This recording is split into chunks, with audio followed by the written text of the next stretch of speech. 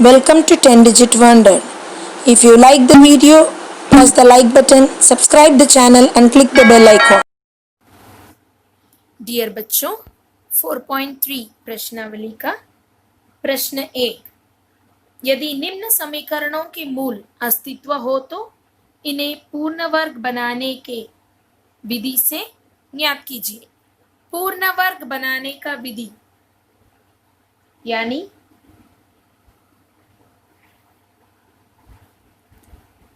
इसको हम लोगों को पूर्ण वर्ग में बदलना है। तो पूर्ण वर्ग में बदलने के लिए सबसे पहले हमें ये देखना है कि उसकी समीकरण के मूल जो है अस्तित्व है या नहीं। यदि अस्तित्व हो तभी हम लोग पूर्ण वर्ग बनाने का विधि का प्रयोग करेंगे। तो उसको कैसे अस्तित्व है या नहीं देखा जाए, अभी ध्यान दीजिए।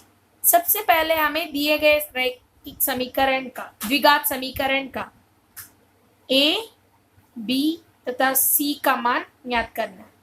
ए क्या है? एक्स स्क्वायर का गुणा, बी एक्स का गुणा, सी अचर पद। ना उसके बाद बी स्क्वायर माइनस 4ac का मान निकालना है। जैसे कि आप लोग यहां देख रहे हैं,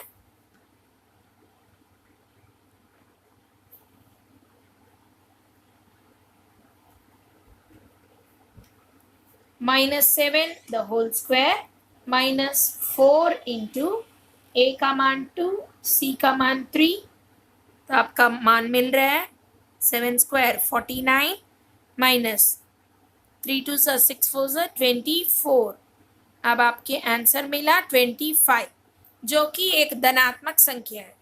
यदि हमें बी स्क्वायर माइनस 4ac जो है बराबर 0 मिले या किसी भी धनात्मक संख्या मिले, मतलब इक्वल टू 0 या ग्रेटर देन 0, दोनों में से किसी भी तरह से मिले तो मूल अस्तित्व है। अगर ऋणात्मक मिले तो मूल अस्तित्व नहीं है। यहाँ पर हमें B square minus 4ac greater than 0 मिल रहा है, प्राप्त हो रहा है, तो मूल अस्तित्व है।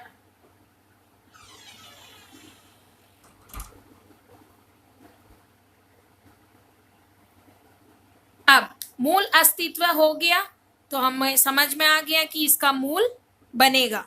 तो पूर्ण वर्ग विधि से बनाने का विधि से इसको कैसे हल किया जाए, ध्यान दीजिए। सबसे पहले हमारे पास क्या है? द्विघात समीकरण 2x square minus 7x plus 3। तो उसे हम लोग X square minus 7/2x plus 3/2 equal to 0 के रूप में बदल देंगे। ये क्यों बदल रहा, कैसे हो रहा है, इसके लिए इंट्रोडक्शन वाला वीडियो हमने एक तो दिए हैं, उसको ध्यान से देखिए तो आपको अच्छा से समझ में आ जाएगा। उसका लिंक मैं डिस्क्रिप्शन में दे दूंगी। X square minus 7/2x plus 3/2, इसके साथ किसको जोड़ना है? b/2a, उसका स्क्वायर। तो b हमारे पास क्या है? -7 बटा 2 इंटू a कितना है? 2 है, तो 2a मतलब आपको मिलेगा, यहाँ देखिए हमारे पास b का मान है -7 और a का मान है 2, दोनों वैल्यूज देखिए।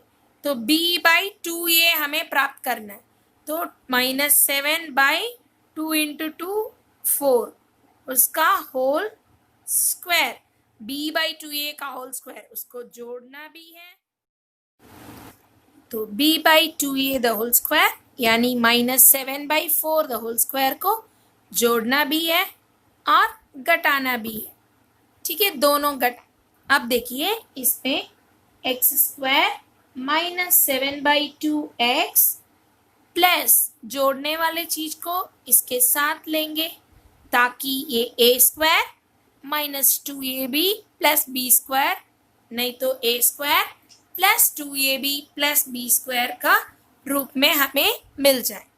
और बाकी जो रेस्ट है वो सभी को हमारे समीकरण का उस तरफ, उस पार ले जाएंगे। यहाँ क्या बचा देखिए, माइनस माइनस जो उधर जाएगा तो प्लस हो जाएगा, तो -7/4 द होल स्क्वायर प्लस 3/2 जो है -3/2 हो जाएगा।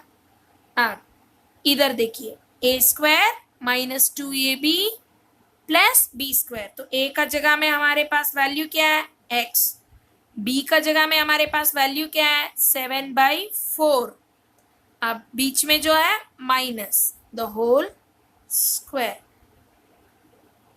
इज इक्वल टू, ये तो स्क्वायर में मतलब आपका ऑटोमेटिक प्लस हो जाएगा है ना, तो 7 का स्क्वायर हो जाएगा 49, 4 का स्क्वायर हो गया 16 -3/2। अब देखिए x -7/4 whole square is equal to 16 और 2 लासा निकालेंगे तो 16 होगा, 49 माइनस 8, 8 गुना 16 होता है, 8 गुना 2 16, तो यहाँ भी 8 से हम लोग गुना करेंगे तो 24, लासा निकाल के घटाना आता है आप लोगों को, तो 25/16। अब देखिए यहाँ वर्ग जो है उधर जाएगा वर्गमूल होकर, तो x -7/4 इज इक्वल टू वर्गमूल 25/16। क्लियर। अब हमें प्राप्त होगा x -7/4 is equal to +R-5/4, क्योंकि हम लोग क्या किए वर्गमूल 25/16। अब देखिए वर्गमूल से जब भी हम लोग निकालते हैं तो वो +5 हो सकता है या -5 हो सकता है, +4 हो सकता है या -4 हो सकते हैं, क्योंकि देखिए +5 का वर्ग करने पर भी 25 ही मिलेगा, -5 को वर्ग करने से भी 25 मिलेगा। तो जब भी कोई संख्या को वर्गमूल से बाहर निकालता है तो उसकी दो चिन्ह बनेगा, एक प्लस दूसरा माइनस। अब ये देखिए x -7/4 इक्वल टू 5/4 एक वैल्यू होगा, दूसरा है x -7/4 इज इक्वल टू -5/4 दूसरा वैल्यू, तो x बराबर 5/4 -5/4 जो 7/4 जो है प्लस हो गया, अब इसका वैल्यू हो जाएगा 12/4 यानी 3। दूसरा वैल्यू होगा x इज इक्वल टू -5/4 -7/4 जो है इधर आ जाएगा +7/4। अब घटाने पर हमें प्राप्त होगा 7 - 5 2/4 यानी 1/2। तो हमें दोनों मूल प्राप्त हो गया, एक 3 है दूसरा 1/2 है, तो x बराबर 3 x बराबर 1/2।